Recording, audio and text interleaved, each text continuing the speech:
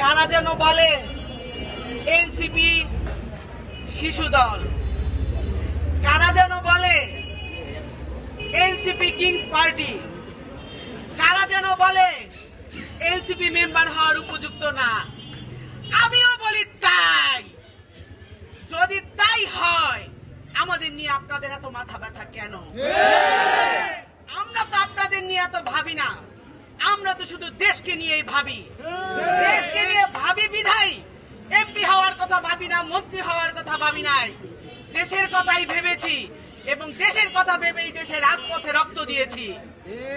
আপনাদের আমাদের নিয়ে এত মাথা ব্যথা কেন?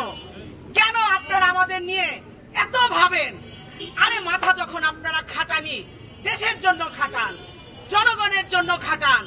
জনগণের কিসে ভালো হবে তাদের জন্য খাটান। 17 বছর যদি দেশের জন্য খাটতেনি, তাহলে 2000 মানুষ রক্ত দিত না, প্রয়োজন করতো না।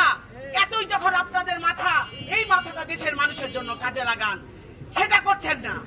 আমরা কোন দলকে নির্দিষ্ট করে বলছি না যে আমাদের সদস্য সচিবের উপরে আপনারাই আক্রমণ করেছেন।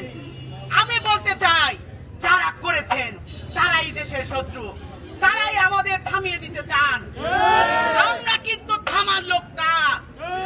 জুলাই কিন্তু সামনে, জুলাইয়ের ঝড় আপনারা দেখেছেন।